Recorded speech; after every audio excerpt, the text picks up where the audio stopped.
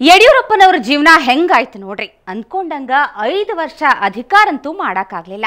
ಹೋಗ್ಲಿ, ಮುಖ್ಯಮಂತ್ರಿ ಸ್ಥಾನಕ್ಕೆ ರಾಜೀನಾಮೆ ಕೊಟ್ಟ ಮ್ಯಾಲಾರ ಶನಿ ಕಾಟ ನಿಂದಿರ್ತೈತಿ ಅನ್ನೋದು ಸುಳ್ಳಾಯ್ತು. ನಿನ್ನೆ ಶನಿವಾರ ದಿವಸ ಶನಿ ಮತ್ ಹೆಗಲೇರಿದ್ದ.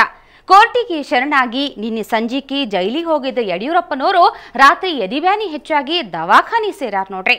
ಅವರನ್ನ ನೋಡಾಕ ದವಾಖಾನಿಗೆ ಸಿಎಂ ಗುಂಪೇ ಬಂದಿತ್ತು.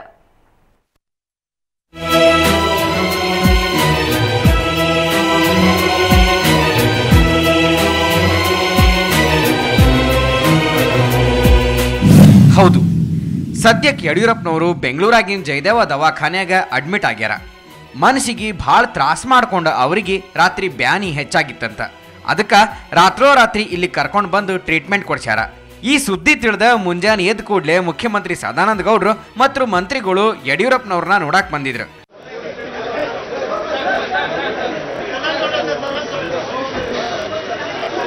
ಡಾಕ್ಟ್ರು ಇನ್ನೊಂದು 48 ಗಂಟೆಗಳ ಯಾವುದೇ ಕಾರ್ಡಿಯಾಲಜಿಕ್ ಅಂದರೆ ಹೃದಯಕ್ಕೆ ಸಂಬಂಧಪಟ್ಟಂತಕ್ಕೆ 48 ಗಂಟೆಗಳ ಅಬ್ಸರ್ವೇಷನ್ ಮಾಡಿಕೊಂಡು ಅದನ್ನು ಯಾವುದೇ ನಾವು ಮೆಡಿಕಲ್ ರಿಪೋರ್ಟ್ ಕೊಡಬೇಕಾಗುತ್ತೆ ಅಂತ ಹೇಳುವಂಥ ಮಾತನ್ನು ಹೇಳಿದ್ದಾರೆ.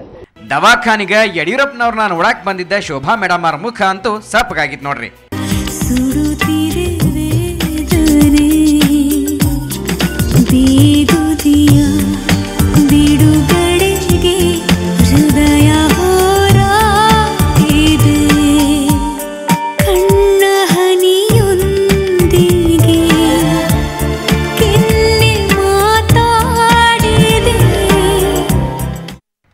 ಇವರೊಬ್ಬರ ಅಲ್ಬಿಡ್ರಿ, ಅಧಿಕಾರಕ್ಕೆ ಬಂದಾಗಿಂದ ಯಡಿಯೂರಪ್ಪ ಮಾಡಿದಕ್ಕೆಲ್ಲ ಜೈ ಅಂದಿದ್ರಲ್ಲ, ಆ ಮಂತ್ರಿಗಳಿಗೆಲ್ಲ ಭಾಳ ಬ್ಯಾಸರ ಆಗೈತೆ ನೋಡ್ರಿ.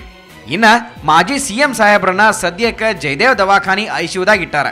ಅವರಿಗೆ ಬೆನ್ನೋವು, ಎದಿ ನೋವು, BP ಅಷ್ಟೇ ಅಲ್ಲ, ಇನ್ನು ಏನೇನೋ ತ್ರಾಸ ಹೆಚ್ಚಾಗೈತಂತ ಹೇಳಾರ ಡಾಕ್ಟರ್ ಸಾಹೇಬ್ರು.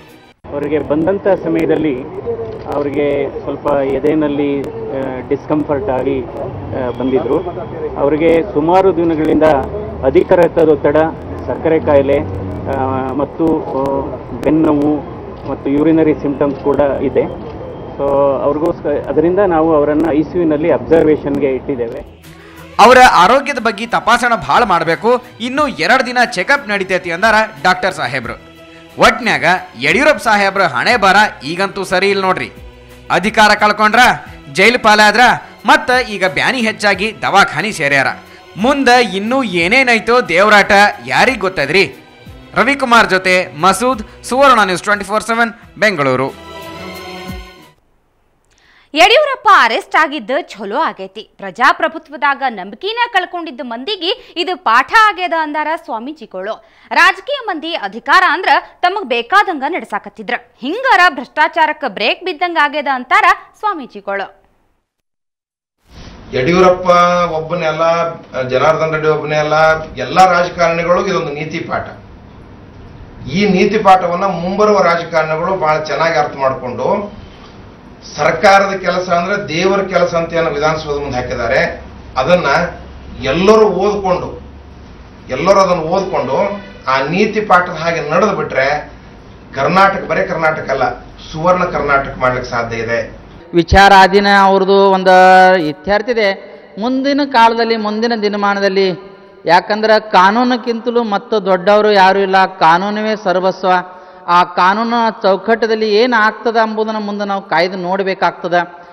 ಅರ್ಥಾತ್ ನನಗೆ ಅನಿಸೋದು ಇಂಥವೆಲ್ಲ ಅಂಥದಕ್ಕೆ ಆಸ್ಪದೆ ನಾವು ಕೊಡಬಾರ್ದು ಆಗಿತ್ತು. ಆದ್ರೆ ಇದು ನಡೆದಿದೆ. ಹಿಂಗೆ ನಾಡಿನ ಜನತೆಗೆ ಒಳ್ಳೆ ಆಡಳಿತ ಕೊಡ್ತಕ್ಕಂಥವ್ರು ಬರಬೇಕು. ಇವತ್ತಿನ ಆಡಳಿತ ನಡೆಸ್ತಕ್ಕಂಥ ರಾಷ್ಟ್ರ ಮತ್ತು ರಾಜ್ಯದಲ್ಲಿ ಹೊಸ ಆಶಾಕಿರಣ ಮೂಡ್ತಕ್ಕಂಥ ವ್ಯವಸ್ಥೆಗೆ ನ್ಯಾಯಾಂಗ ಇದನ್ನ ಎಲ್ಲ ಕ್ಷೇತ್ರದಲ್ಲೂ ಕಾಪಾಡ್ಕೊಂಡು ಬರಬೇಕು. ನ್ಯಾಯಾಂಗ ಕೂಡ ಎಚ್ಚರಿಕೆಯಿಂದ ಇರಬೇಕು. ನಮ್ ಬಳ್ಳಾರಿ ಜಿಲ್ಲಾಕ ಒಬ್ಬ ಮಂತ್ರಿನ ಕೊಡ್ರಿ, ಇಲ್ಲಾಂದ್ರ ನೋಡ್ರಿ ಅಂತ ಬಿಜೆಪಿ ಪಾಲಿಕೆ ಮಂದಿ ಅಂಜಿಕೆ ಹಾಕ್ಯಾರ. ಕಾರ್ಪೊರೇಟರ್ ಸಂಜಯ್ನ ಮುಂದೆ ಮಾಡಿ ಶ್ರೀರಾಮುಲು ಬೆಂಬಲಿಗರು ಸಭೆ ನಡೆಸ್ಯಾರ. ರಾಮುಲು ರಾಜೀನಾಮೆ ಕೊಟ್ಟಾರ. ಅದಕ್ಕ ಪಾಲಿಕೆ ಮಂದಿರು ರಾಜೀನಾಮೆ ಕೊಡಕ ಮುಂದಾಗ್ಯಾರ.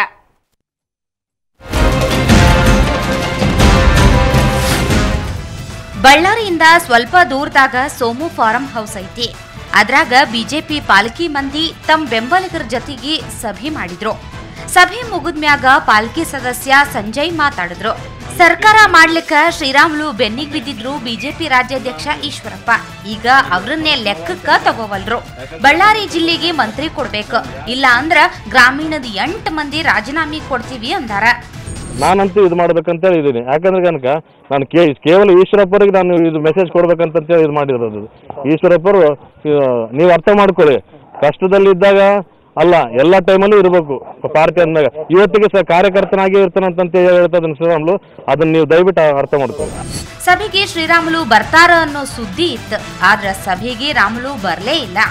ಅದಕ್ಕ ಫೋನ್ಯಾಗ ಮಾತಾಡ್ಯಾರಂತ. ನೀವ್ ಯಾರು ರಾಜೀನಾಮೆ ಕೊಡಬಾರ್ದು ಅಂತ ಹೇಳ್ಯಾರಂತ. ಒಂದ್ ವೇಳೆ ರಾಜೀನಾಮೆ ಕೊಟ್ರ ಬಳ್ಳಾರಿ ಅಭಿವೃದ್ಧಿ ಕಮ್ಮಿ ಆಗ್ತದ ಅಂದಾರಂತ. ಅದಕ್ಕ ಇನ್ನೊಂದ್ಸಲ ಅವ್ರು ಕೂಡ ಮಾತಾಡಿ ರಾಜೀನಾಮೆ ಕೊಡ್ತೀವಿ ಅಂದಾರ ಪಾಲ್ಕಿ ಮಂದಿ. ನಮ್ಮಲ್ಲಿ ಒಂದು ಚಿಂತನೆ ಆಗಿದೆ, ನಾವು ಕೊಡಬೇಕಂತ ಹೇಳ್ಬಿಟ್ಟು ನಾವು ಮಾಡ್ಕೊಂಡಿವಿ, ಯಾರು ಹೇಳಿಲ್ಲ. ನಮ್ಮ ಸಾಹೇಬರು ಹೈಕಮಾಂಡ್ ಅವ್ರಿಗೆ ಕೇಳಿಬಿಟ್ಟು ನಾವು ಮಾಡ್ಬೇಕಂತ ಇಚ್ಛೆ ಪಟ್ಟಿದ್ವಿ. ಈಗ ಬಳ್ಳಾರಿ ಡೆವಲಪ್ಮೆಂಟ್ ಕಡೆ ನಾವು ಅಭಿವೃದ್ಧಿ ಮಾಡ್ರಿ. ನೀವು ಸಾಹೇಬರು ಏನು ಹೇಳಿದ್ದಾರೆ, ಬಳ್ಳಾರಿ ಡೆವಲಪ್ಮೆಂಟ್ ಆಗಿದೆ, ಈಗ ಇನ್ನೂ ಅದರ ಬಗ್ಗೆ ನೀವು ಯೋಚನೆ ಮಾಡಿ ಅಂತ ನಮಗೆ ಇನ್ನೂ ತಿಳಿಸಿದ್ದಾರೆ. ಆದರೂ ನಾವು ಈಗ ಅವರು ಕರೆ ಕಳಿಸಿದ್ದಾರೆ, ಅದ್ರ ಬಗ್ಗೆ ನಾವು ಮಾತಾಡಿದ ಮೇಲೆ ಮತ್ತೆ ಮುಂದಿನ ಏನು ಈ ಸಭೆ ನಡೆದ ಮ್ಯಾಲ ಹೊಸ ಮಾತುಗಳು ಕೇಳಕತ್ಯಾವ. ಶ್ರೀರಾಮುಲು ಸಾಹೇಬ್ರೇನಾದ್ರೂ ಹೊಸ ಪಕ್ಷ ಕಟ್ತಾರ ಅನ್ನೋ ಗುಮಾನಿ ಶುರು ಆಗ್ಯದ. ಯಾಕಂದ್ರ ಸಭೆಯೊಳಗ 500ಕಿನ ಭಾಳ ಮಂದಿ ಇದ್ರಂತ. ನರಸಿಂಹಮೂರ್ತಿ ಕುಲಕರ್ಣಿ, ಸುವರ್ಣ ನ್ಯೂಸ್ 24/7 ಬಳ್ಳಾರಿ. ಮಿನಿಸ್ಟರ್ ಕೇಸ್ಗಳೇ ರಗಡಾಗ್ಯಾವ. ಅಂಥದ್ರಾಗ ಬಸವರಾಜ ಬೊಮ್ಮಾಯಿ ಬಲಗೈ ಬಂಟ ಮತ್ತು ಶಿಗ್ಗಾಂವಿ ತಾಲೂಕಿನ ಬಿಜೆಪಿ ಅಧ್ಯಕ್ಷ SK ಅಕ್ಕಿ ಮ್ಯಾಗ ಒಂದು ಕೇಸ್ ಆಗ್ಯದ. ಲೈಂಗಿಕ ಕಿರುಕುಳ ಕೊಡ್ತಾ ಇದ್ದ ಅಂತ ಅಂದಲ್ಗಿ ಗ್ರಾಮದ ಪಂಚಾಯತಿ ಅಧ್ಯಕ್ಷೆ ಸುನಂದ ಕೇಸ್ ಹಾಕ್ಯಾಳ. ಆದ್ರೆ ಇದೆಲ್ಲ ಸುಳ್ಳು ಅಂತ ಅಕ್ಕಿ ಹೇಳ್ಯಾರ.